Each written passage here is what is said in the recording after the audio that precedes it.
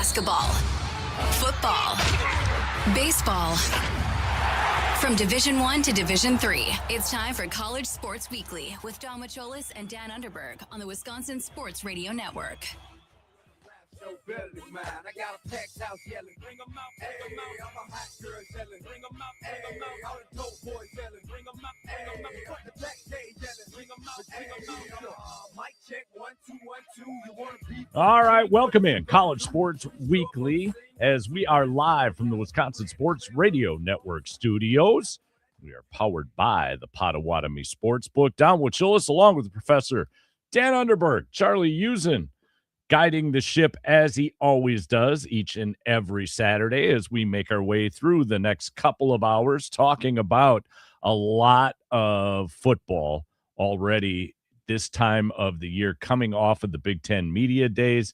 The media charade has now come to an end, and we get to chat about it here in a moment. In hour number 2, Mark Stewart from the Milwaukee Journal-Sentinel will join us. Does such an awesome job with the Journal-Sentinel and the USA affiliates as far as newspapers go, in dealing with and talking about Badger football. So Mark's going to join us at 10. And then Avi Young, the women's head coach over at Bryan and Stratton, as we check in weekly with our friends over at Bryan and Stratton, will join us in hour number 2 again to talk about some college hoops, because we'll also hit some college hoops when we get to headlines. We've got a familiar name who geez, get this, went to court, and we'll chat about that when we get to headlines. First and foremost, if you're here in southeastern Wisconsin, you look outside, I just want to remind you that's rain. It's okay. We haven't seen it in a while, but it's rain. It's good. I'm concerned though, because my grass is green. Yeah, I don't know what to do with that. I don't have a problem with it being green. It's a problem then it grows. This idea of not having to mow the lawn for a while was kind of nice. Yeah. Do the clover lawn or something. Isn't that the new trend where you don't have to mow it and it's good for the environment and all this other stuff that No. Stop right there. Never heard of that. Stop Clover right lawn? there. Clover lawn? Yeah, you just plant like a bunch of clover in your yard and it's looks nice from what I've heard. I don't have a lawn, so I haven't done this. Charlie might have some sort of clover in his car when he drove here. It's a real thing. Trust me, it's happening. Okay, the fair world enough. is changing. The world, yes, and I'm still behind the 8 ball. What else is new? And for our friends up in Menasha, if we're providing maybe 120 minutes of something to think about other than what you guys went through this week, I hope that's what we can accomplish. And for anybody else, make sure you head over to the Red Cross website or any of the other websites that you can offer assistance to our friends to our north as we sit here in Milwaukee. If you'd like to help out our friends at WNFL, they're out in the Fox cities helping our friends out there with the tornado that ravaged their houses and businesses today between 7 a.m. and 7 p.m.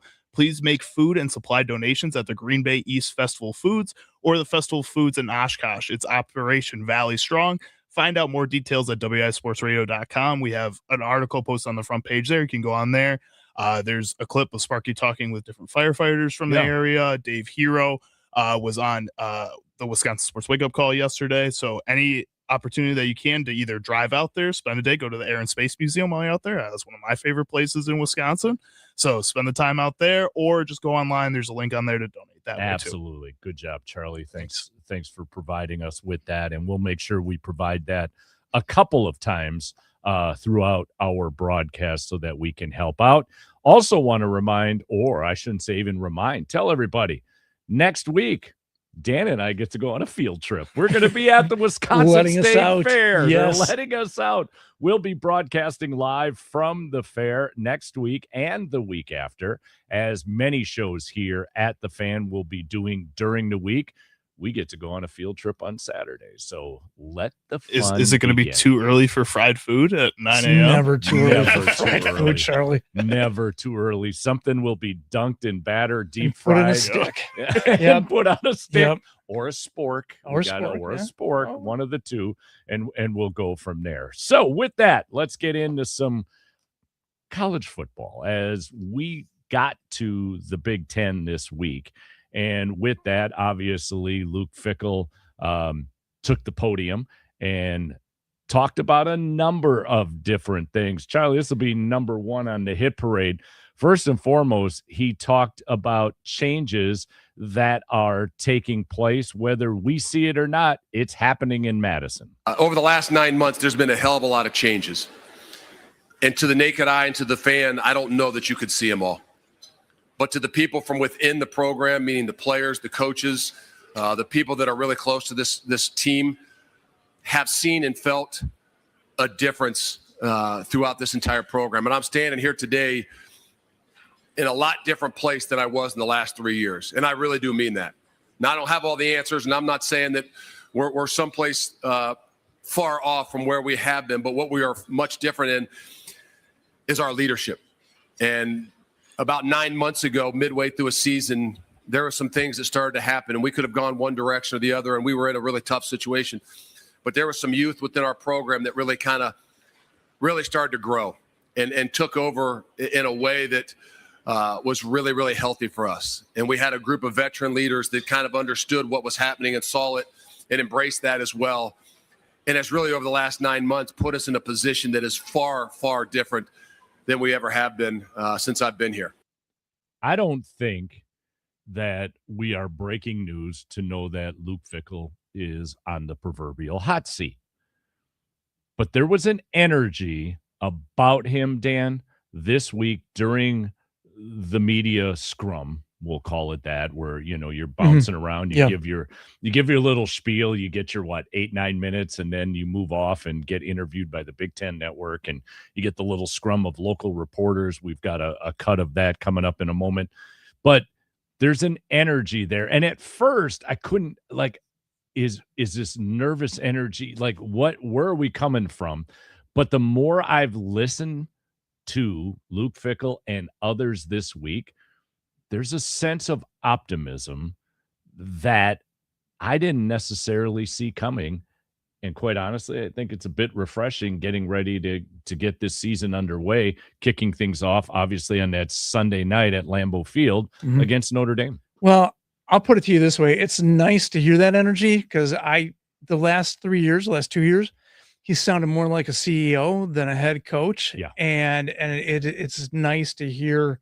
It's refreshing to hear that energy and where that's coming from. I appreciate that he is promoting the leadership of his players and how they've kind of changed the culture a little bit. I would warn him that the only person whose leadership is going to be measured this year is going to be his. Absolutely. That's the only thing that people are watching.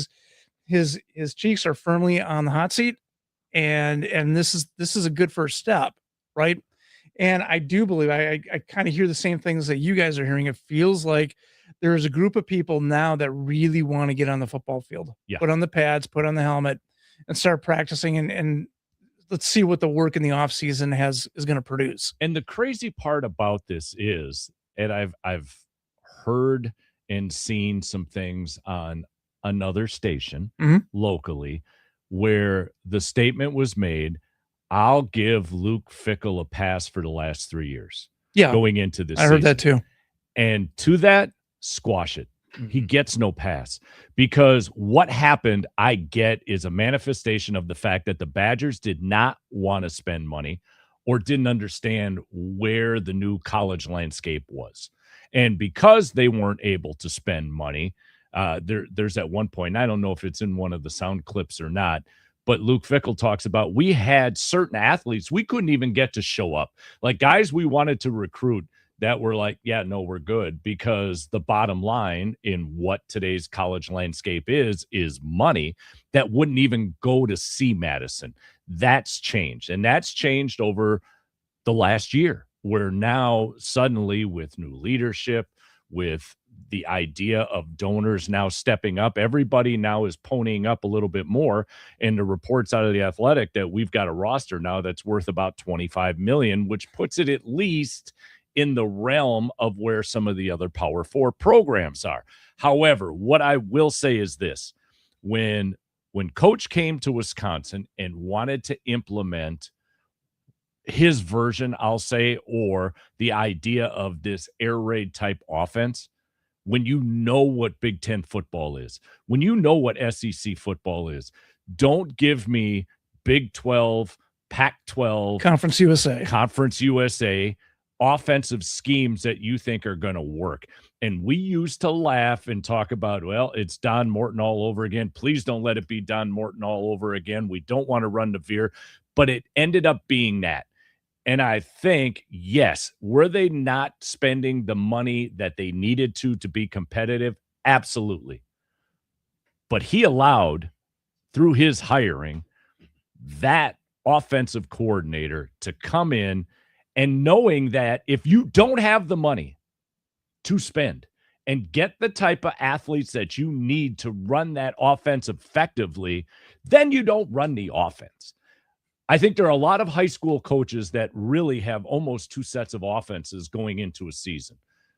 They have, I'll call it a traditional style offense, and maybe they have an air raid style offense. They've got to wait and see who's coming in, because obviously at the high school level, that door refreshes every 4 years, if not earlier.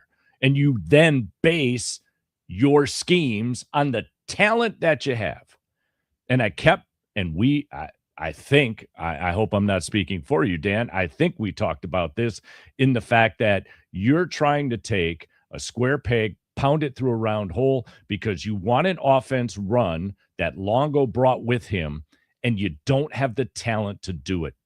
And as you just said, there's only one person leadership-wise that people are going to be watching, and it's him. And in his first go-around in bringing in an offensive coordinator, it didn't work. And he stuck by him too long. And I think there's something to be said about loyalty, both positively and negatively. He got stuck in the new measurement, and I know we're going to talk about the new measurement of success, where he was in the old version when he had, and that loyalty pops in, and we've got to give it time. We've got to get the players time, and we're going to figure out a way to get everybody on the same page. And he stuck with that too long in an era where he had to make a change sooner, especially seeing as Wisconsin's talent cupboard was dry. And it was dry. It was. He walked into that, and it was not as full as we had allowed ourselves to believe it was over years of 8 wins, 9 wins, and getting to that place. Under Paul Chryst, they did not recruit to the level necessary to be competitive. And that's one of the reasons why Paul Chryst exited stage left, because to what you just said, he left that cupboard half empty. Yeah, that cupboard was dry. And I, honestly, it was the right decision. It was the right decision to make that change.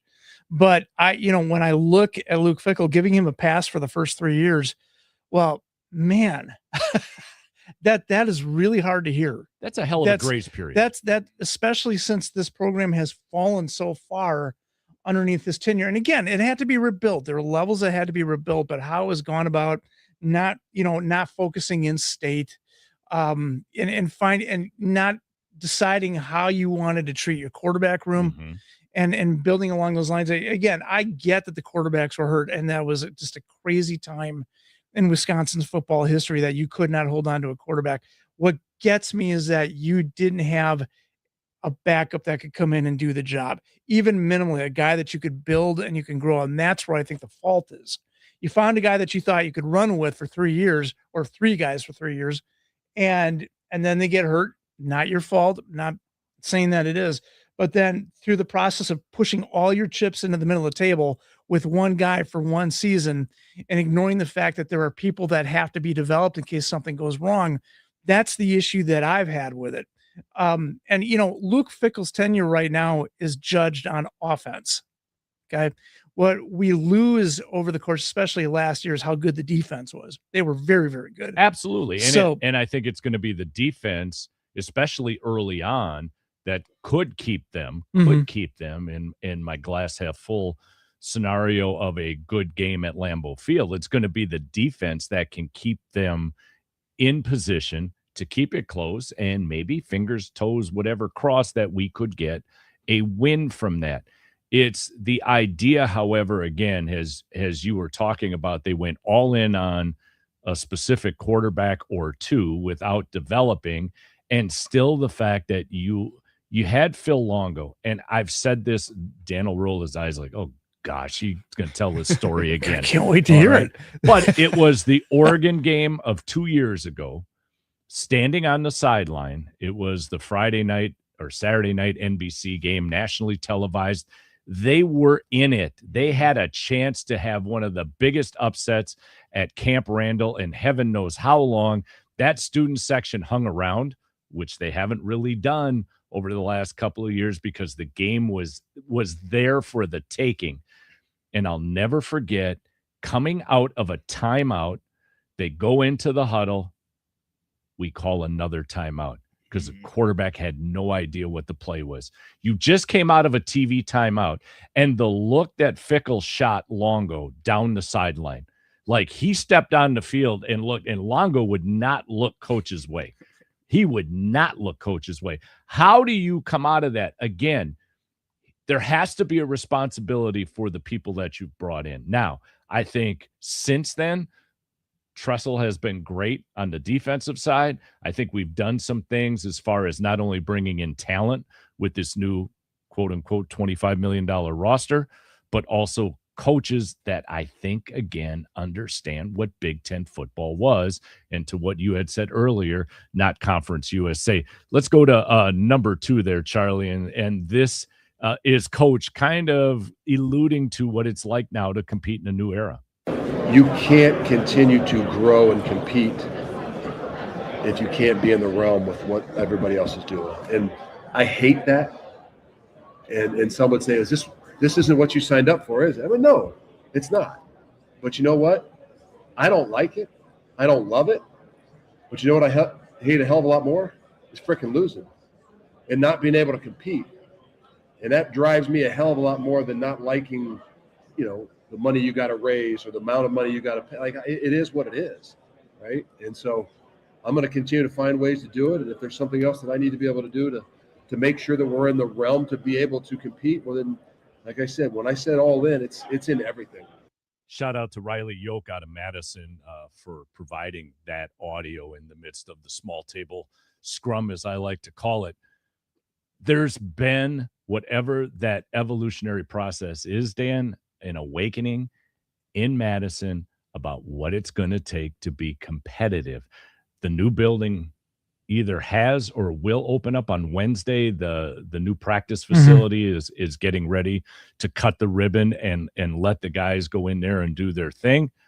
They've got obviously money that they're putting on the roster.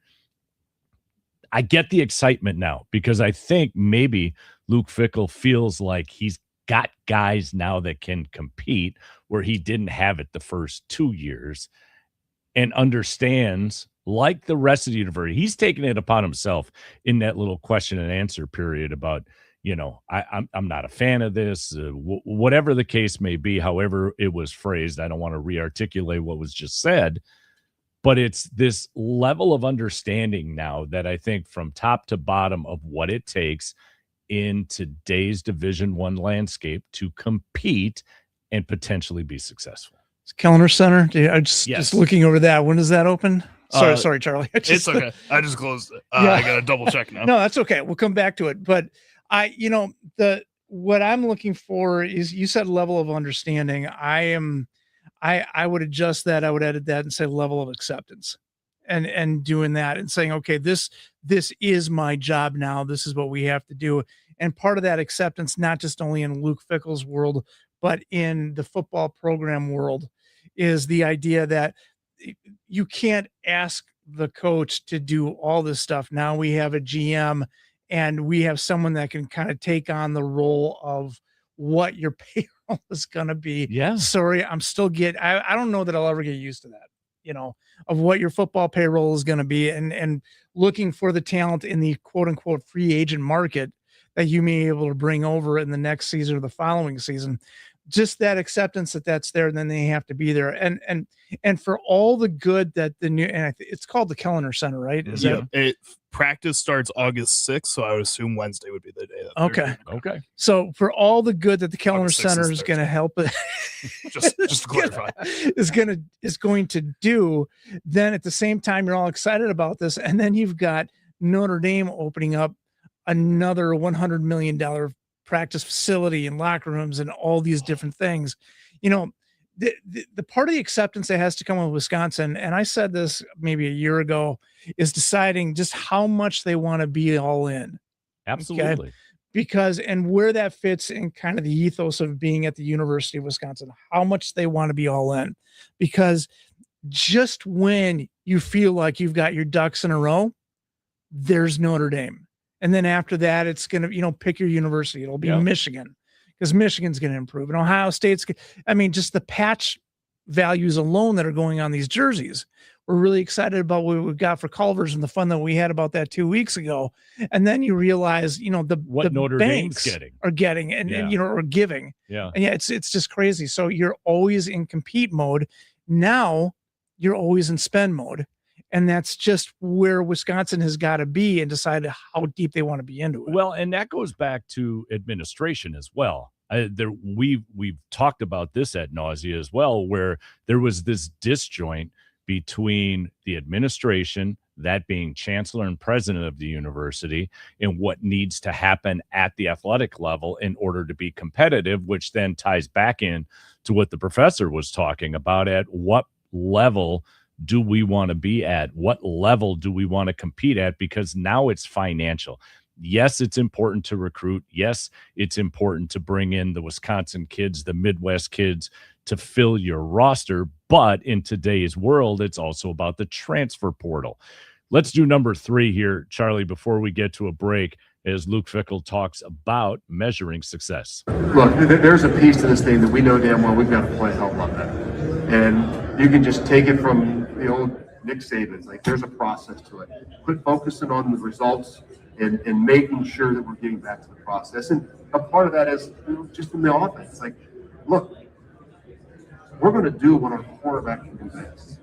And we need to make sure that we're shaping things around that. We need to grow this thing in what gives us the best opportunities to win. And a part of that is being competitive. And so whether that's 6, 7, 8, 9, 10, I don't know. Like, we're 8 days out from camp. I'm not going to pigeonhole myself in the pinpoint to say what it is. We know damn well there's a huge growth that has happened and got to continue to happen. And if we continue to do things in the way that which we've done, this leadership continues to grow, we still have the challenges, and we've developed this brotherhood. Like, I don't know how good everybody else is, but I know how good we can be. And what exactly does that mean? It means if we can stay focused on the things we do, play really well in the first month of the season, build some energy and momentum, we can put ourselves in a position that November really matters. Can I just point out real quick that Luke Fickell made such good use of all of his FCC friendly swear words throughout his Big Ten Media Day. Like, he just, every clip, he just was putting damn and hell in there as much as he could. He was like, I'm going to get these guys fired up, man. It was awesome. I'm not giving you the Netflix version. I'm going to give you the ABC, CBS, NBC version of it. But there were 2 things that he said there within his little speech that he was giving, in that I think it validates kind of the stuff that we've been talking about. One, he says in the midst of that, we're going to mold our offense around the strength of our quarterback and then the other elements that exist, the other 10 guys. So what they do well is what we're going to do offensively. And the fact that I love, he said, I'm not worried right now whether it's an 8, 9, or 10 win season. It's almost as if I've got to get to camp and week 1 is against Notre Dame. We'll see what happens. But then, to his point about Charlie building momentum, and I've said time and time again over the last 6 to 7 to 8 weeks that games 2 and 3 are the biggest games in Luke Fickell's career, not only for this season, but for his future as a Badger coach. Yeah, I think this is huge. And in the way he's talked throughout this offseason, he seems rejuvenated, and it could be the fire under his butt like we've been talking about. But I think this team recognizes that he feels that kind of vibe going into the season. I think you saw that in the second half of the season last year, that these guys do want to play for Luke Fickell. Like, Luke Fickell has found a group of players I think are starting to buy into him. I think he's starting to figure out what he wants to do in the transfer portal at the same time too. I think if you can get out of those first 3 weeks with 2 wins, you feel pretty confident still as a young team under a coaching staff that you do feel confident in, like we've talked about. And how can we move forward and, like you said, build on that momentum? I think what also helps them, what I've gotten out of this whole Big Ten Media Day with Luke Fickell is that, like, for some reason, I don't think him and Chris McIntosh liked each other or got along or that there was a good relationship there. And I get that out of the way he seems rejuvenated, like I've talked about, but then also the report that apparently he was given an out, that McIntosh told him, Mhm. hey, if you want to leave now, like, we won't be mad, like, go do what you want to do. And Fickle said, no, I'm bought in. And then Chris Yeah. McIntosh leaves. Like, come on. Like, Yeah. that tells me that those two guys had different plans for this program. And I think that when you look at what Barry Alvarez and what everybody above Chris McIntosh wanted out of this, seems like they were going to side with Luke Fickell and his goals and his plans. And if Luke Fickell was out the door, Chris McIntosh was then the next guy, and that he can Yeah. give his plans and his ideas, and maybe they'd buy into that a little bit more. Seems like it came down to Fickell or McIntosh, and the school chose Fickell, and I think Fickell is rejuvenated by that and feels like that should lead into a good season for this football program. I want to continue that discussion with the guy on the other side of the table, but we got to take a break. And when we come back from the break, we'll pick that up and then also talk about Luke Fickell's comments with regards to Colton Joseph, the starting quarterback as of right now for the Wisconsin Badgers. We'll get to all of that when we come back. We're live from the Wisconsin Sports Radio Network studios. This is College Sports Weekly, powered by the Potawatomi Sportsbook.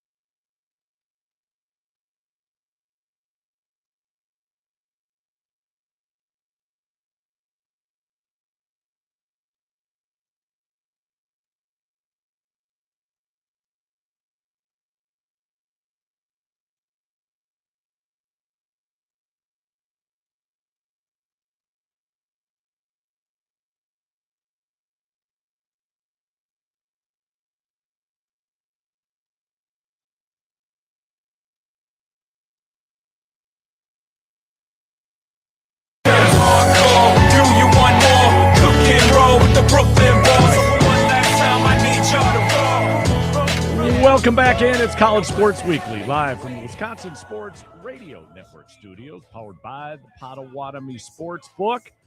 Our thanks to our friends in Wausau at 93.9 The Game, and Green Bay Appleton 99.7 FM and 1440 AM WNFL. Here in Milwaukee, 1250 AM, 105.7 FM The Fan, and in Duluth Superior at 7:10 AM The Game. So, before we went to break, I think Charlie raised an interesting perspective with regards to Luke Fickell and Chris McIntosh, where maybe things weren't as hunky-dory as we may have been led to believe. And I don't know if that stems from the fact that maybe coach was looking at administration like, you've got to give us some more funds if we're going to make this work. I don't know if administration was looking at coach going, how can I go out and get more funds when the product on the field isn't necessarily as competitive as we hoped. But this idea, Professor, of the marriage having some hiccups in it, I think is an interesting, I don't want to call it a take. I think it's an interesting perspective. I think it is too. I might go a little bit deeper than that. I think when you think of Chris McIntosh as the athletic director, you go even further back as Chris McIntosh as the successful Badger football player. He saw success. He was used to success. He knows what a good football team is, what it feels like, and all those things. And he pushed his chips into the middle of the table when he hired Luke Fickell. It's like, you're the guy that's going to get us there. And over the course of that first year and a half, if there was going to be any fissure, it was going to be at that time when he had to be able to walk through into a practice, walk through a locker room and say, this ain't it. He knows what a successful football program, a college football program looks like. He got to a Rose Bowl. He got it, and he probably saw it. So I'm not saying that Charlie's wrong. The take might be there. I'm just saying that I think it may go back a little bit deeper than saying, hey, you've got to find better players. You've got to give us more money. And that could have, exasperated a little bit. But I think there's a perspective where he walked in and said, in my world, he's looking and say, well, when are you going to change this? When are you going to fix this? This is not what I'm used to.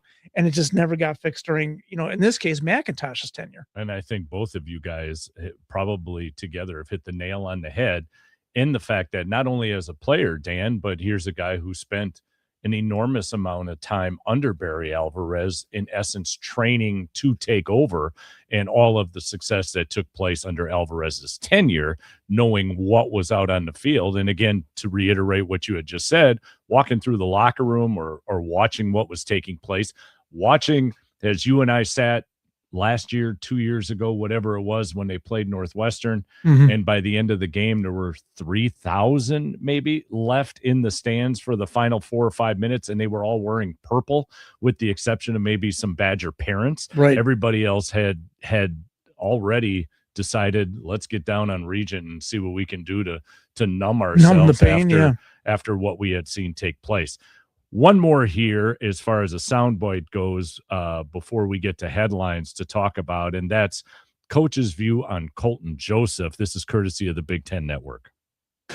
I would say this, look, I love where Colton Joseph is. Colton Joseph, from the time he started spring football to the time he ended spring football, has grown more than anybody else, I think, in our program. And I hope he would say the same thing. And I mean that in a confidence level to the way that which he played. But I think that quarterback room might be one of the biggest differences in our whole entire program. There's a competitiveness in that room. There's the future in that room, different than, I think this investment world of what you had and what you have in there right now. The future is not just this year with Colton and maybe next year because he has 2 years, but the future with some of the younger guys is really bright. I like the idea, going back, Dan, you had mentioned it before, of him talking about the younger guys and what sounds to me like a greater emphasis on development. I think the last couple of years, as you've said, they pushed all their chips to the middle and were so gung-ho on number one, who is our starting quarterback, that they failed to really develop and take the time to develop that was necessary. Let me say it that way, because it's not as if the backup quarterbacks were sitting on the sideline reading a newspaper with their feet up. They were practicing. They're going through those those drills and everything else. But there was such an emphasis on QB1 that I think the other guys at some point are like, yeah, if we do a couple of handoffs, throw a couple of deep balls and run a few sprints, our day is done. The idea that now the quarterback room feels competitive, that they're pushing one another, that things are being developed at a greater rate than maybe what they were the last couple of years.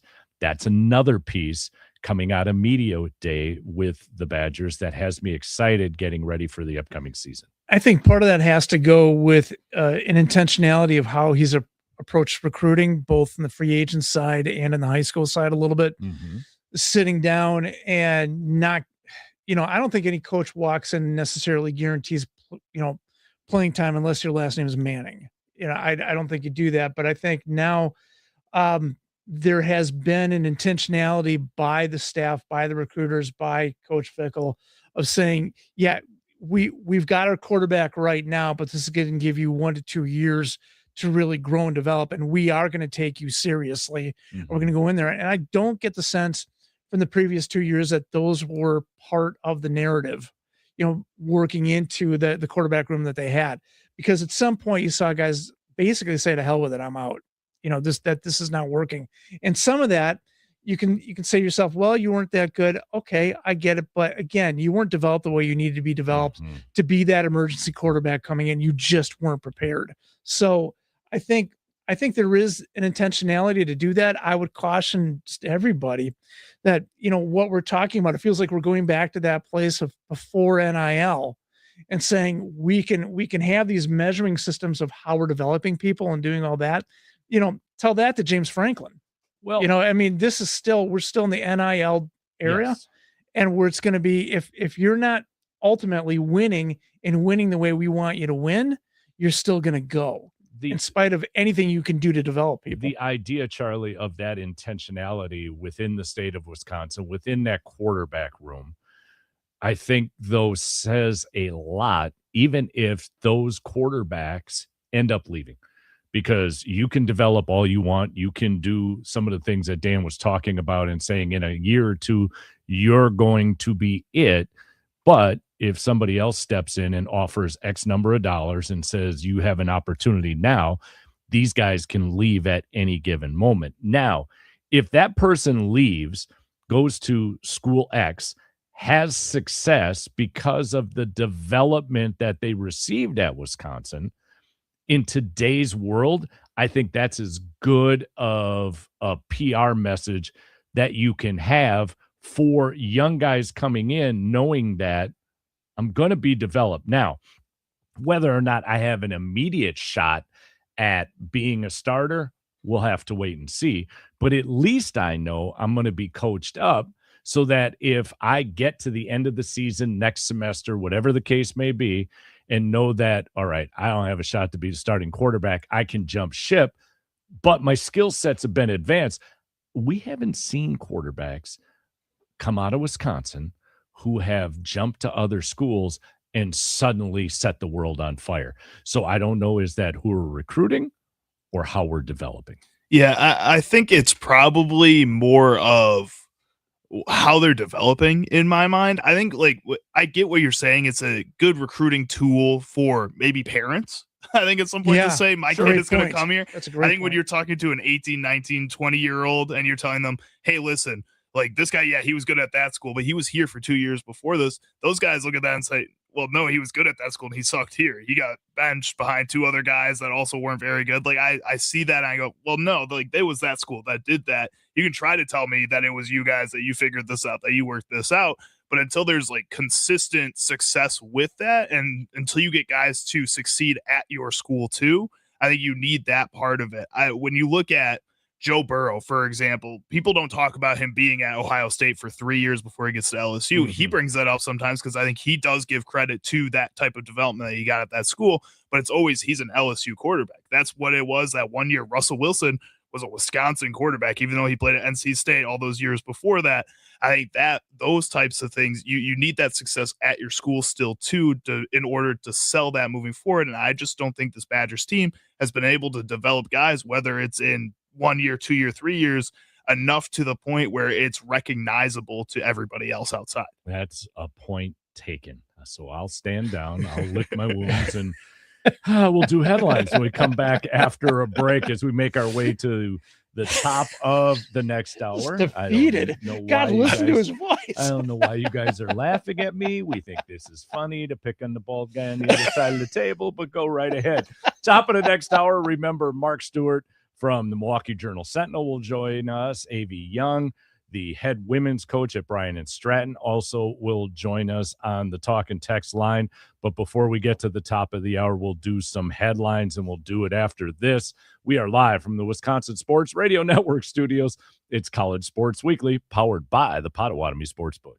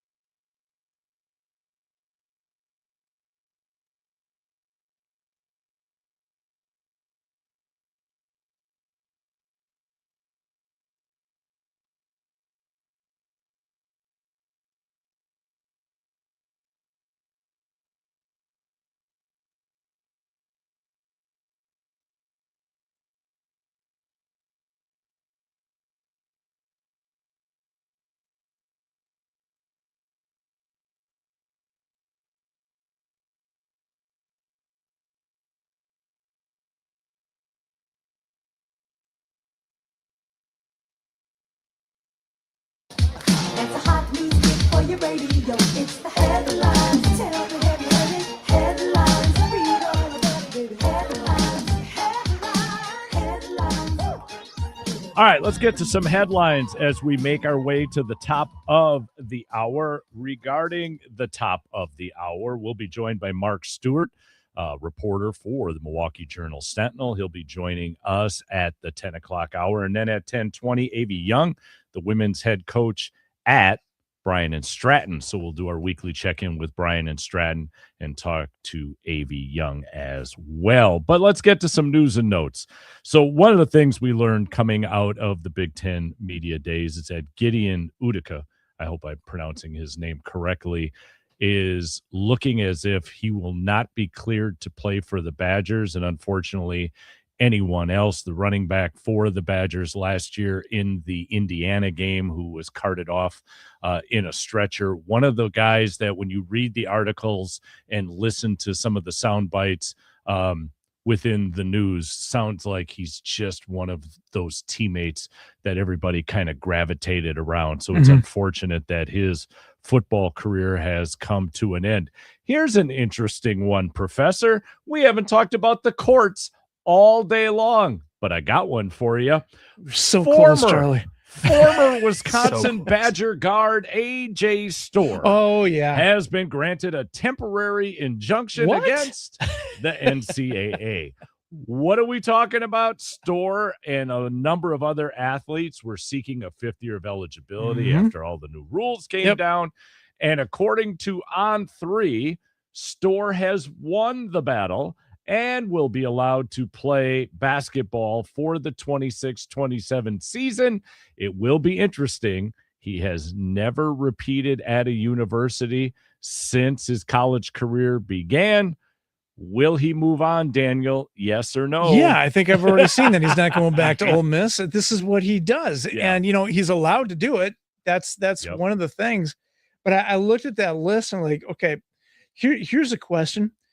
Have you been to more classes or to more universities over the course of your time? Wow. That's a good one. That's I look at that and honestly, yeah, some of that, a lot of it's directed at AJ. I mean, I don't know.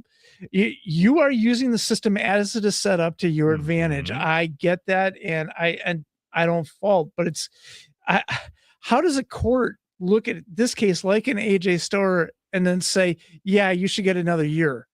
Why? I don't He get sucks. that. Like that's what it comes down to. Like, why this doesn't? There's one player out of all these players that got injunctions that I think might actually have a role on a team, a competitive team. Him and all these other players are not meaningful to college basketball right now. Right. If we're being The completely same honest. thought. These Yeah, are the same loopholes thought. that exist. These guys are hanging around because it's where the paycheck is. Right. AJ Storr may Absolutely. go overseas, have a career in Europe at some point. I don't think it's going to be in the NBA based on the way things have progressed so far during his college career. He may go to the, into Europe, China, wherever, and play for 10 years and do well. But right now, he can stay at home. He can make good money and live the college life as things stand today. And that's just the way it is. August 8th, the UW women's volleyball team has their alumni game. Talk about competitive, bringing some of those alumni back and then facing the current group of women that are getting ready for the upcoming season. I mean, a lot of times alumni games are, it's great. Everybody gets kumbaya. That could be as competitive as any Big Ten matchup that we have during the year. And then on August 14th, another exhibition for the men's basketball program. They're going to take on Butler. It will be at the Kohl Center. It's at 6:00. You'd have to go to the Badger website for all that ticket and fun information that they provide. Mark Stewart on the other side of the break. It's College Sports Weekly, powered by the Potawatomi Sportsbook.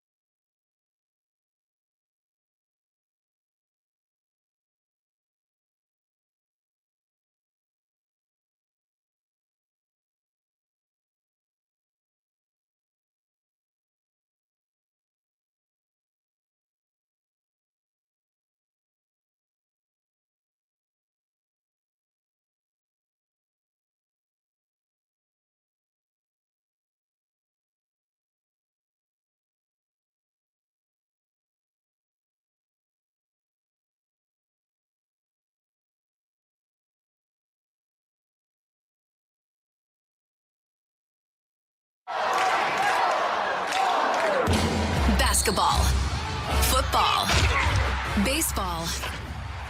From Division 1 to Division 3, it's time for College Sports Weekly with Don Macholis and Dan Underberg on the Wisconsin Sports Radio Network.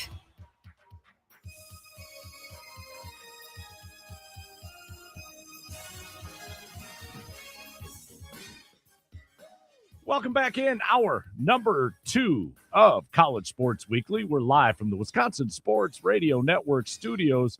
We are powered by the Potawatomi Sportsbook. Don Wachilis, along with the Professor Dan Underberg, Charlie Usen here for another hour as we continue to talk about the Badgers. We'll get into some junior college talk in a little bit in speaking with our friends over at Bryan and Stratton. A.V. Young, the women's head basketball coach, will join us. So a complete hour, and then cap it off with shovels.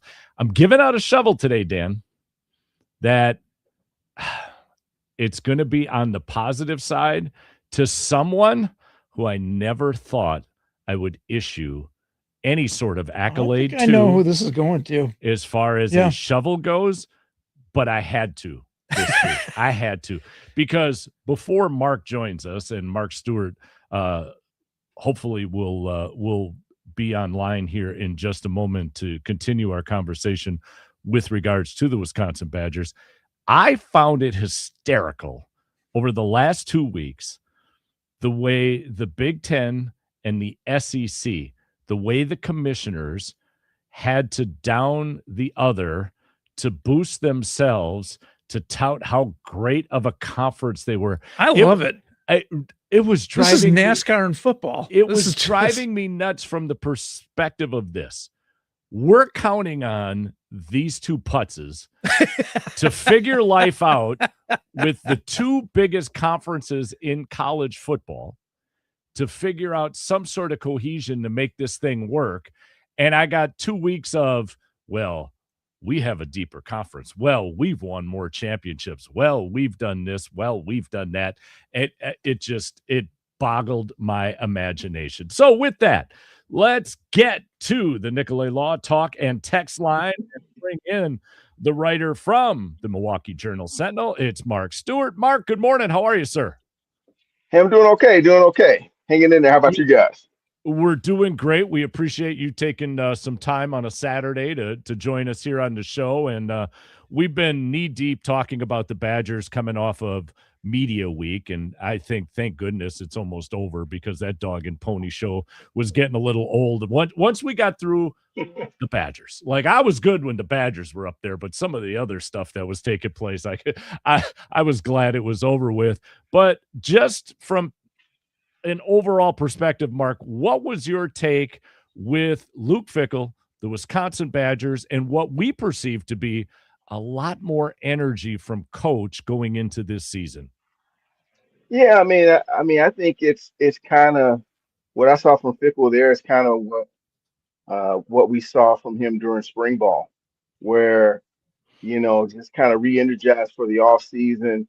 They never talk numbers in terms of, how much funding the program's getting, but it's clear based off the players they were able to get that, there's been an infusion of money that's maybe helped them get better prospects. We'll see how they play, but at least on paper, these guys are better prospects than what they were getting out of the transfer portal, the previous 2 years. And even if you start looking at some of the high school recruits they're getting, they're competing with some, better programs in terms of getting those kind of guys. So, yeah, I mean, I think, going back to your question, I think he's optimistic. You never know, because he's been optimistic before. But I dig, but that's just no. Yeah. But I mean, I do think there are tangible reasons why he should be more optimistic about this team. During spring practice, the thing that stood out to me was just competition. There's competition for spots going into fall camp. There are still a lot of positions that are up for grabs, or, the pecking order hasn't been decided yet. Beside quarterback and maybe kicker. Off the top of my head, I mean, I think there's going to be a lot of competition in camp, and what you get with those really good teams is players competing.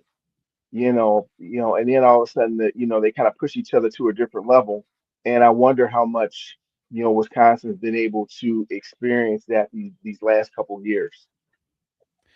Mark, over the course, I will call it maybe like the last 4 to 6 weeks, when attention through the summer is now getting refocused back on college football.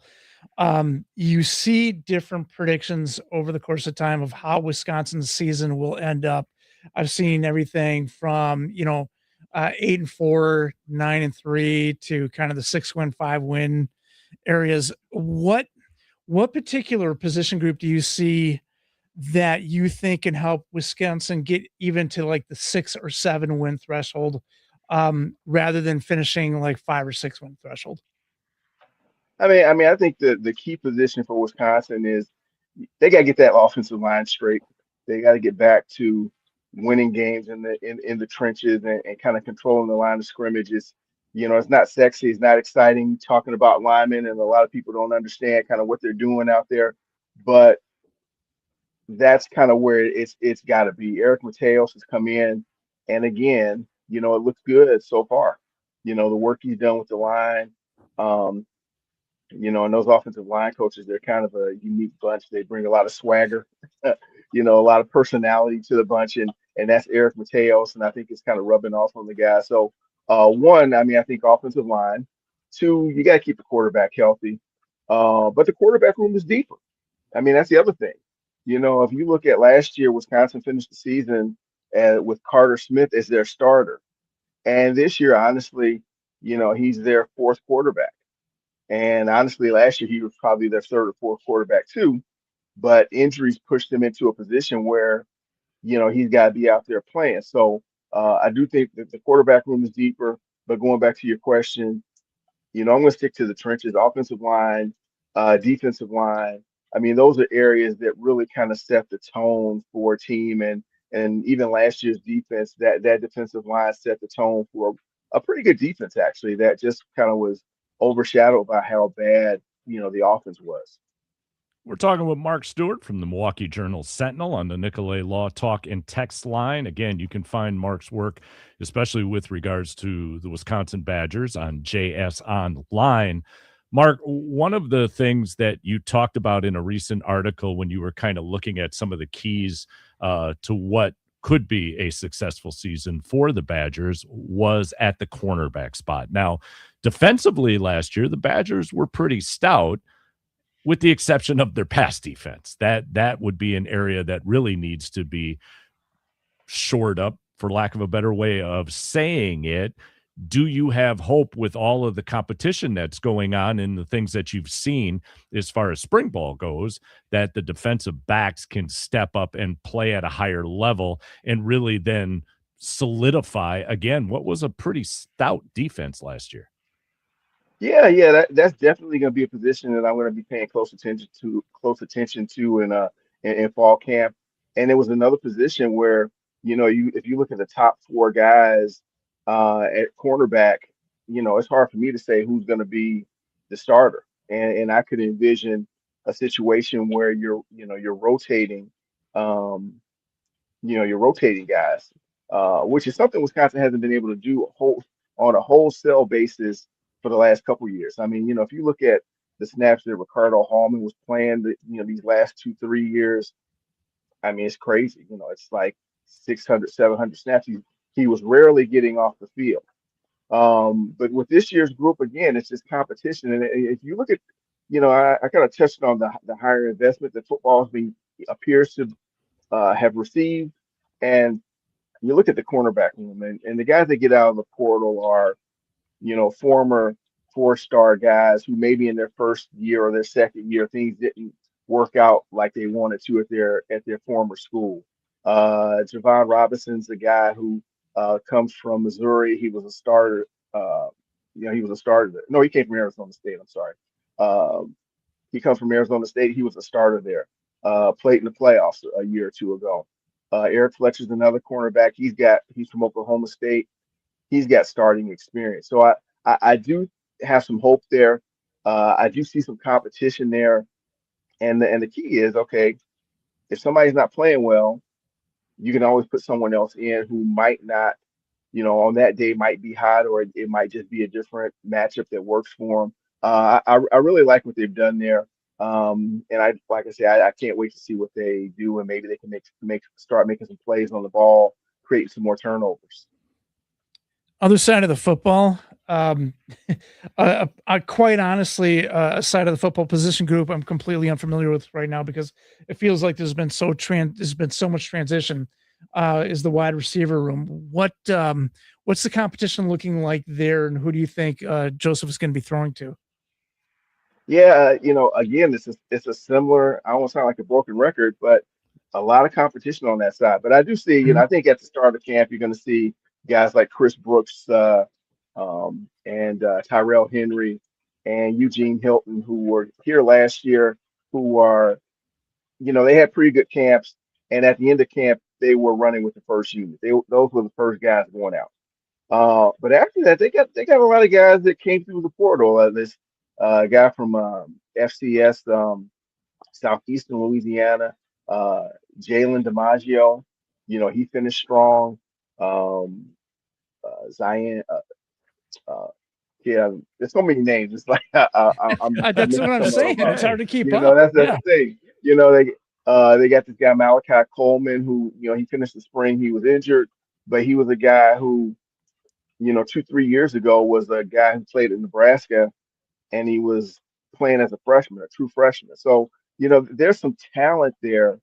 Um, that again, just finding sometimes guys, it doesn't work out the first place they go, or maybe the system isn't right for them, and a fresh start is what they need. I mean, I always look at football as a sport where scheme and fit are especially important in recruiting. Um, Basketball, sometimes I look at a guy, and you could take a guy and he can be so good that he can fit in anywhere. But I don't think that's the case with football. And I think Wisconsin, they got enough receivers and enough new guys in that, I mean, honestly, I think they're going to hit on one of these guys. I don't know who. Maybe it's going to be DiMaggio. He's the guy that at the end of spring camp, or spring practice, had he was the hottest at the end of spring practice. But again, if I'm in that receiver room for Wisconsin, and I'm Chris Brooks, or I'm Eugene Hilton, and I'm at the top of the depth chart, I don't feel safe. Anything can happen.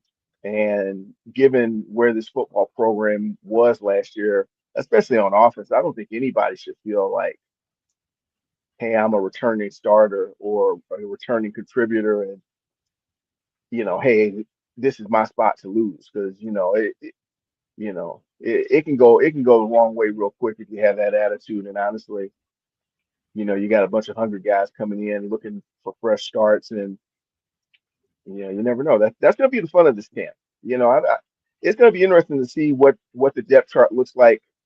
What I think it looks like today versus what it's going to look like when they play Notre Dame. Yeah, that'll be interesting, especially with, again, who they have to play to kick the season off. We're not playing a directional school in weeks 1 and 2. We're starting with the Fighting Irish, who many people think are going to be playoff bound when everything is said and done at the end of the year. Mark, you're around this team over the last couple of years, and you don't have to name names. You can speak in generalities, because I'm not trying to put anybody on the spot.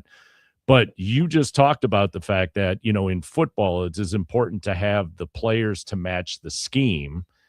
And I just wonder, was that the overriding factor when Phil Longo, let's say, was the offensive coordinator, that you had a scheme that didn't match necessarily the talent that was there, that talent fit better in a different system?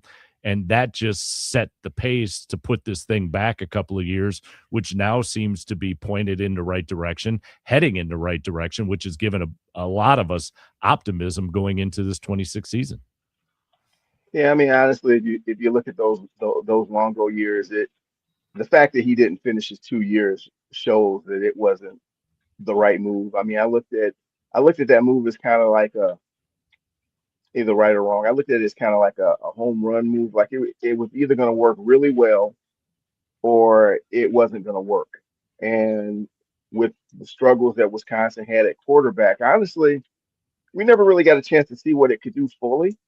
Because the first year, well, actually every year Fickle's been here, there's been quarterback injury problems.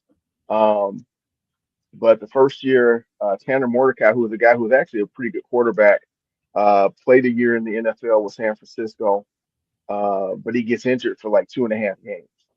And, I mean, honestly, I think that first year, if Mordecai's healthy, maybe they win the division. I mean, they only lost that uh, now defunct Big Ten West. I know you miss it.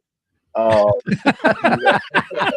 uh, but they only lost, I think, that division by a game, so a game or two, um, but going back to your question about the offense and Phil Longo, I don't think um, it wasn't the safe choice. And sometimes when you make a choice like that, it works out great. And in this case, it didn't. And we'll see if Fickle can recover from this. But the growing pains that Wisconsin's offense experienced last year are the kind of things that you would expect from the offense in year one. So in some respect, that set them back 2 years, I think, in terms of how the offense was developed and things. Um, Again, we'll see if the quarterback stays healthy this year. Because I don't think last year we even got we were able to really judge how well Grimes' offense ran because of all the quarterback issues. Um, so yeah, but yeah, I think the Longo experiment, I know it drew a lot of excitement. A lot of people were keyed up about it because the premise of the offense makes sense. You want to have an offense at Wisconsin that draws quarterbacks to you. It's a very quarterback friendly offense. The problem is that if your quarterback gets injured, that can kind of backfire against you. And if you don't have a guy behind him who can kind of run the offense as well, then you're going to run into problems. And I think that's kind of what ultimately probably caused Fickle to change his mind about the air raid and, go back to something a little more closer to Wisconsin's tradition. So I'll just cut straight to the bone on this one, Mark. Then minimum win number this year for Luke Fickell to keep his job. What does it have to be? I mean, I guess I would say 7.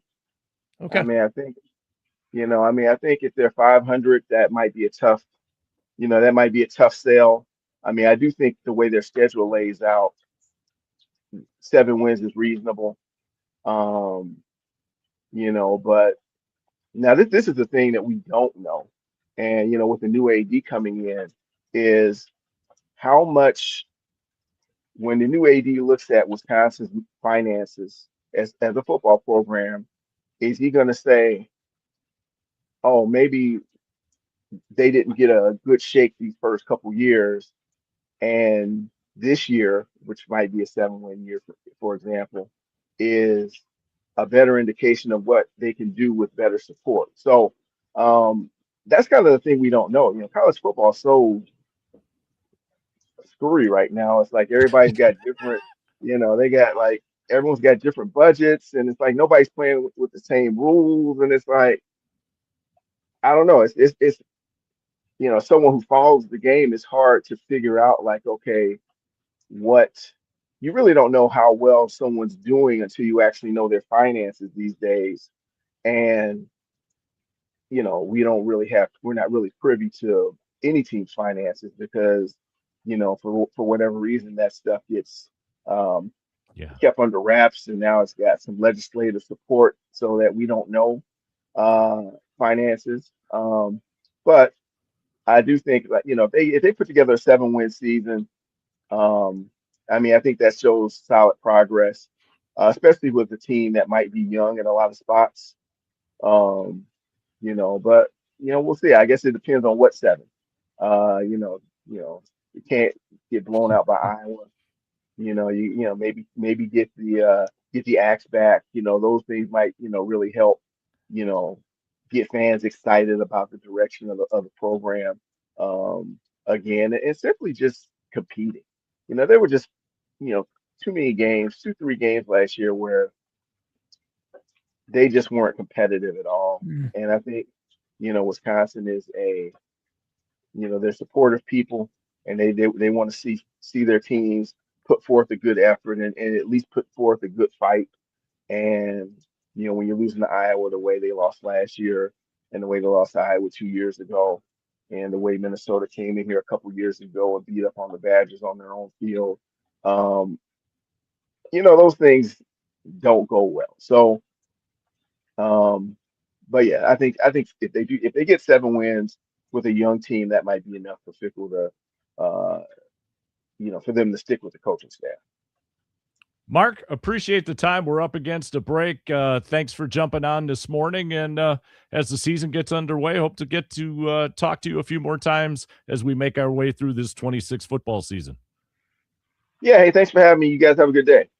You You too. as well. Mark Stewart, Milwaukee Journal Sentinel, also part of the USA Network. You can read his stuff up in the Green Bay area, kind of all over the place. He does such a good job covering the Badgers. It was great that he took a few moments to join us. And we'll get to a break because on the other side of the break, we're going to jump in and talk some junior college women's basketball as Avi Young will join us, the head women's coach at Bryan Stratton. We will talk to Coach next. This is College Sports Weekly, live from the Wisconsin Sports Radio Network studios. We're powered by the Potawatomi Sportsbook.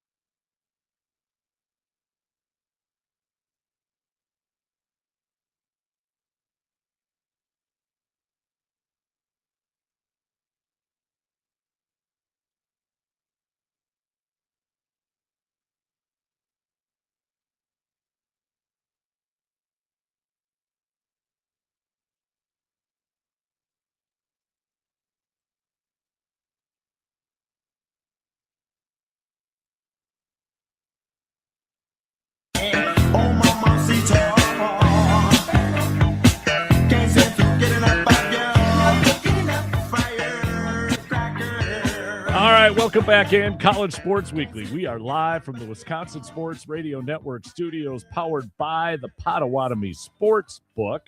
We're going to jump back on to the Nicolay Law Talk and Text line and bring in the head women's coach at Bryan and Stratton, Aviana Young. Avi, Coach, good morning. How are you? Good morning. How are you? We're doing fantastic. So we get an opportunity to talk some women's basketball over at Bryan and Stratton. But before we get into that, one of the things in getting prep for you coming on the show is I see your work within the field of education. There has to be a strong overlap, Coach, between what takes place and the foundations you learn as far as what's supposed to happen in the classroom and being able to parlay that into your coaching philosophies. Oh, absolutely. I mean, the overlap, like you said, is great. It's huge. And I think it's what helped me become a good coach. You have to, one, build those relationships so then they can trust you to guide them into the right direction. That's in the classroom, in life, and on the court. So I do, I love that knowledge that I have outside of basketball to be able to continue to lead the young people. Coach, you're busy. Okay. We're looking at your bio a little bit. So in addition to being the head coach and doing everything that you do at Bryan and Stratton, you are also working on your doctorate. You're also a mom. I mean, how are you managing to keep all this stuff straight? I mean, I have a planner. My calendar is very full. But no, seriously, I enjoy staying busy, and I enjoy my daughter being able to see her mom do all these things. It's spent a lot of our time together, and she does summer track too. So we are traveling around the States while she's doing AAU track, and I just enjoy being around sports. My daughter, and hopefully when I get my doctorate in February that I can utilize that. Oh, you're so close. So Go close. get it. Yes. All right. Cross that off the list. A little preemptive congratulations on that, absolutely. because we understand the Thank work you that goes so into much. that. Oh, my goodness. So, Coach, you've played 2 years at Madison, and in playing in the Big Ten, that has to garner a little bit of extra respect from your players, because you've been in their shoes at one of the highest levels you can in the country, that being Big Ten basketball. Absolutely. Last year, I think that's what really kind of held us together. The girls are really like, when I would play against them, because we were a little short on numbers, so I had to lace them up a little bit and do some extra stretching. And they were really like, just being able to work under you and for you to beat us up a little bit. We gain a lot of respect from you. And I thank the Big Ten for toughing me up a little bit, because that's a whole different type of basketball. All right. So before Dan asks another question, how many braces had to be applied before you got on the court? Or are you still young enough that doesn't even come into existence when you get ready to scrimmage with your team? Oh, no, it was wrapping up my wrist, wrapping up my ankles. I had to come to practice an hour ahead of time to pre-stretch. Oh, no, I am definitely getting up there. It's got to be good when you have to pre-stretch before the stretch. Yes. I get it. I get it. What was their reaction the first time you walked on the court and said, okay, let's go? Were they, did they? I don't think they thought I was serious. I had my hat on. I had my running shoes on. And I'm like, no, we're really about to get at it. And I'm not losing. Oh, the competitive nature comes out. Yeah. So with everything that you've just described, one of the things that you did talk about was the fact that numbers were a little bit low. So where are you diving into at a higher level, I'll say it that way, as far as recruiting goes? Are there certain pockets of the area that you're really working in trying to increase those numbers and strengthen the program a little bit? Yes. So for this upcoming season, we have 4 returners, and one of them being, she was on first team All-American Post player. So it's good to have that foundation set. But we have 6 athletes coming in, and hopefully we get some more walk-ins. I've been talking to a few other people, but this year it was just, I'm going to recruit wherever, the college allows me to, which they have been very supportive, and we got athletes from everywhere. So Delta, Utah. We have someone from the Brown Deer area. We have Millington, Tennessee, Memphis, Tennessee, Houston, Texas, and Georgia. And the sky is the limit with these athletes. They are just so willing and bought in already. And I think it'll be a start of something amazing. What is your pitch? Quite honestly, so you're telling me you've got these players from around the country now, and I don't mean this to be belittling in any way. It's not what I'm trying to do, but not everybody's heard of Bryan and Stratton. So when you sit down and you talk with them for the first time, what is your pitch to get them to consider coming up to Wisconsin? Absolutely. It took a lot of a lot of just pitching and relationship building. I was in contact. I just take my Delta, Utah athlete, Jocelyn Christensen, for almost 6 months. And she was just up in the air, obviously, to your point, right? Like a lot of people, I'm not thinking, okay, I'm going to go to Bryan and Stratton. But I think when you built that relationship, she was watching games. I was watching her games, having that conversation with her on a daily. And at times she was just like, Coach, can you build me up a little bit, right? So she just needed some confidence boost, and then I was there for her. So I do think that relationship building was everything. Obviously, a little piece of me is I'm very persistent, right? I kind of go after who and what that I want because I have a vision. And like I said, they just bought in, and they want to play for us, right? For me, for the team. And I think they see it as well, right? It feels good to try to be able to, make a run for that Region 4 title. And we're all very talented. And I think this year is going to be great. I have a feeling Coach is very successful in the classroom as well, Mhm. talking about Yeah. the relationship Yeah. building as that goes. So, Coach, what is your vision then for the program as you continue to build this thing up? With the JUCO route, obviously, it's very just up. 1 year can look different than the next. I think for me, it's just building that consistency and that stability again. Because, I mean, you have your years where it's up and it's down, but it was a time where Bryan and Stratton was there, right? I talked to the Region 4 teams, and they were like, you guys were the team to beat. And in my head, I'm like, don't worry. We're making our way right back up there. So it's just kind of having that consistency. So as, if a dominant post player is leaving and she's a sophomore, I need to make sure that I have another one coming in. And the same with, just any other positions, just making sure that we always can fill those roster spots. How earlier in this conversation, you talked about, you're maybe a little short on what's the sweet spot you want to get to in terms of a roster size? About 12 to 13. We're at 11 right now. Okay. And I think that's better than last year where we had 5 actual basketball players and we took 3 from other varsity sports. And they came in and did what they had to do. But, that's just not ideal. 11 to 12. And obviously, if we have any more people that just kind of want to come in and help out, I'm all here for it. But we need that, you need the bodies to get through this season. It's a long season, and injuries play a huge factor, especially in women's basketball. So I just want to make sure that we are always able to finish out the season. All right, let's go down the list. So, Coach, good luck with your daughter in AAU track. Good luck in February with garnering that doctoral degree. And good luck with the recruiting and everything else that goes into the coaching over there at Bryan and Stratton, because I have a feeling once basketball season is up and running, we're going to have the opportunity to speak again. Absolutely. Thank you all so much. All right. That's Aviana Young, the head women's coach over at Bryan and Stratton. She's been joining us on the Nicolay Law Talk and text line. We take our last break of the show. When we come back, we've got shovels to hand out, and we'll do it next. It's College Sports Weekly live from the Wisconsin Sports Radio Network studios, powered by the Potawatomi Sportsbook.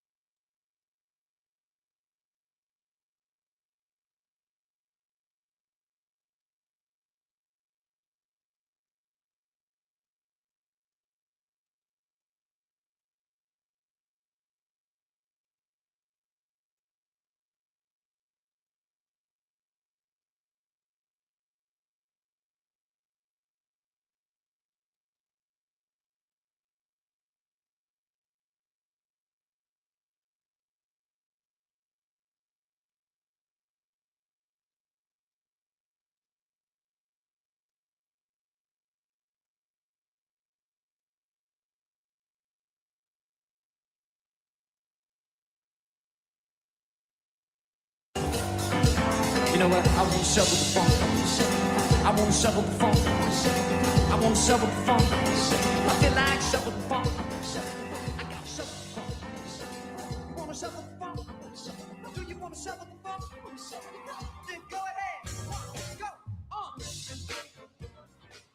This is College Sports Weekly, live from the Wisconsin Sports Radio Network studios, powered by the Potawatomi Sportsbook. Couple of things to get to before we start handing out shovels. So, Charlie, I'm going to throw this to you to inform everybody about what's going on today.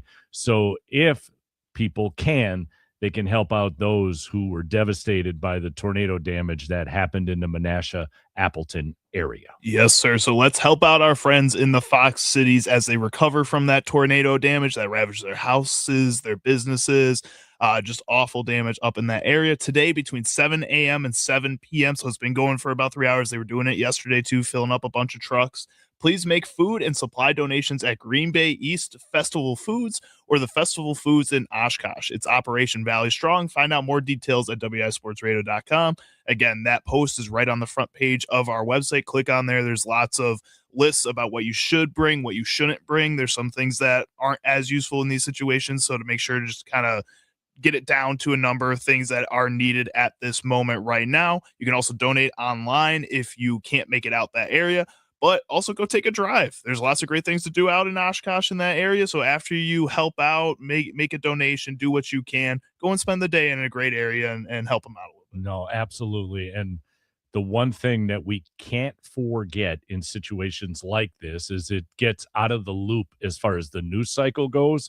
But for the individuals and the people living in the midst of that, this will take time before they're able to get back on their feet. The town gets rebuilt. We can go right down the list.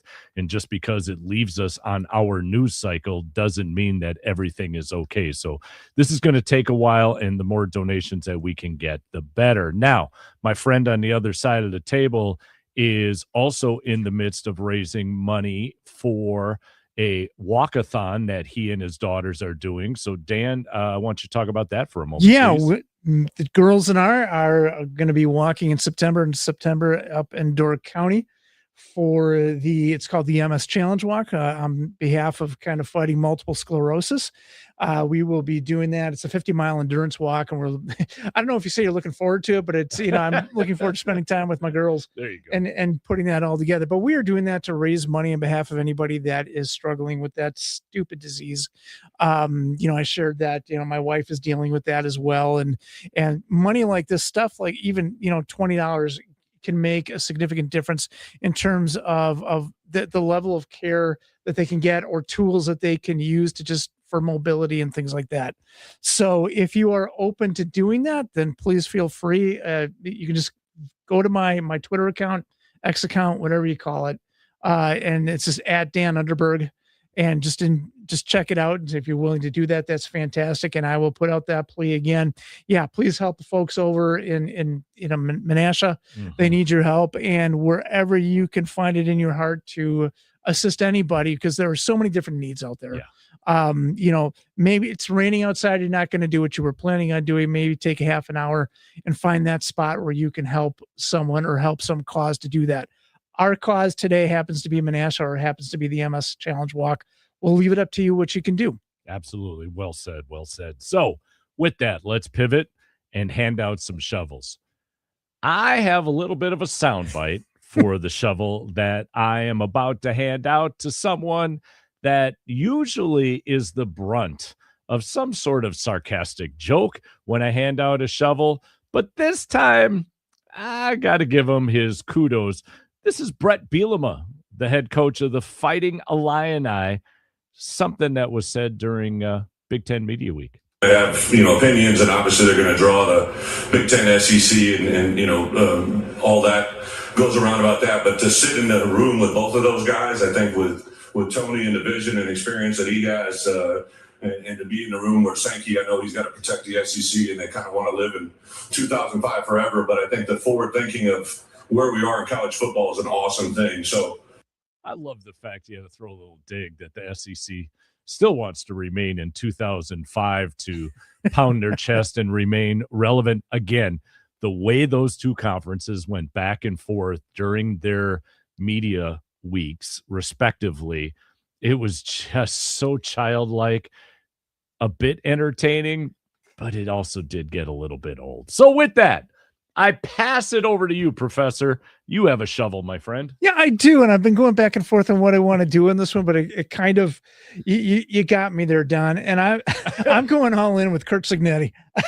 I love that he, without hesitation and absolutely sat down and said what he thought where the Big Ten was compared to the SEC. I'll let people smarter than me decide where that actually fits in the grand scheme of things. But it was nice to see the Indiana Hoosiers coach sit down and confidently say that the Big Ten is in a better place than the SEC after hearing for how many years where the SEC considered themselves to be in comparison to the Big Ten, and then seeing other media folks jump in and say, yep, he's right. It's nice to hear that. It's, you hear about Michigan, you hear about Ohio State, you hear about kind of the Penn States of the world in the Big Ten. I love that it's the Indiana Hoosiers carrying the Big Ten flag, and that we're better, not because of those first three teams that we mentioned, but this conference is better because of the Hoosiers. And again, who saw that coming 3 years ago? Not me. Nobody. So, yeah, go ahead and preach, Kurt. You do your thing. All right, Charlie. I've been going back and forth between a few in my head. I think I do want to give credit to the SEC and Big Ten because they decided to support the Protect the College Sports Act. Kind of feels like these kids that we've been talking about that have been spouting their mouths and stuff for the past couple of weeks within the Big Ten and SEC. Now all of a sudden, those two kids decide, yeah, we're just going to listen to mom and dad at the end of the day. We're going to follow suit with the NCAA, which was probably the right decision for both of those leagues. I don't think, unless they were going to separate from the NCAA together, that they were going to succeed. And even then, I don't think it was going to be a long-term success that they were going to have before they realized they needed that kind of structure around them. And I think this is huge for the NCAA to get that support behind them as well from their two major conferences. I do kind of want to take it away from them, though, because then Charlie Baker last night comes out and says, we really need the government's help. We need everybody's help. All this stuff that's happening, we can't control it at all. And I'm still under this viewpoint that the NCAA can have more power and that they're choosing to try to allow somebody else to take that power from them so that they don't have to make as many decisions. And I think you can keep trying to push this, keep trying to fight it on your own before you go to the federal government. At the same time, I understand where they're coming from, that they need to be there. Also, quick shout out to just AJ Storm, man. That's just crazy. That's just crazy. I was thinking about what that was one of mine. Yeah, doing shovel for you, man, because you keep finding it out. I guess I don't know. AJ Storm, you figure it out, man. 5th year of eligibility, his 5th school, which will be his 9th school in 9 years. Yeah, right. 4 different high schools. We've had 4 different universities, about to be a 5th. But he keeps finding those loopholes. Can he find a 6th? Can he find a 6th? Will there be a 7th? Then Charlie will really lose his mind because it'll go right back to the courts. And again, why the NCAA is looking for help from the federal courts is we keep having the AJ Stores and others. It's not just him. He's the most relevant name for us here in the state of Wisconsin, going about and finding ways to circumvent the rules. I think what was interesting in the fact that the SEC and the Big Ten said yes, to the Save College Act was with the asterisk that they're still negotiating whether or not the Super League will be a part of it. Remember, in the original indoctrination is not the word I'm looking for, but the documentation said that there would be no Super League. And the SEC and the Big Ten are like, yeah, we like everything else except that Super League thing. We think you might want to take that out before we rubber stamp it and move forward. For me, it's interesting that, Charlie used the analogy of two brothers coming out. I'll use the analogy of two kingdoms fighting for the Super League. The question is who's on top? You can only have one leader, right? You can only have one overall winner in terms of when you combine these together. Who benefits more? But right now they're fighting just for the right to kill each other later, to see what kind of happens there. So again, I'm going dark, but it's it's a Super League driven on cash. That's what it is. Both of them are just so selfish, right? Yeah. So you're right. I think that's what this last little nugget of resolution has to be, because if they can't have their Super League, then I don't know that we're going to get back to where we want to be. It's such a hot mess. Yeah. But with the fact that the Big Ten had Media Week and camp opens this week for the Badgers, we can now start talking, hopefully, more about things on the field as opposed to off. Next week, the professor and I are at the fair. So if you're at the Wisconsin State Fair, find us, talk with us. Bring us a cream puff. Yes, and a beverage. I don't know. The beverage first. The beverage first, then we'll go from there. All right. It's still 9 a.m. Yeah, it's 5 o'clock somewhere. With that, our thanks to Mark Stewart, Journal Sentinel, for joining us. Also, Aviana Young, the women's head coach at Bryan and Stratton. Maybe I had one too early this morning. Anyway, this has been the Wisconsin Sports Radio Network Studios presentation of College Sports Weekly. Let's get out of here.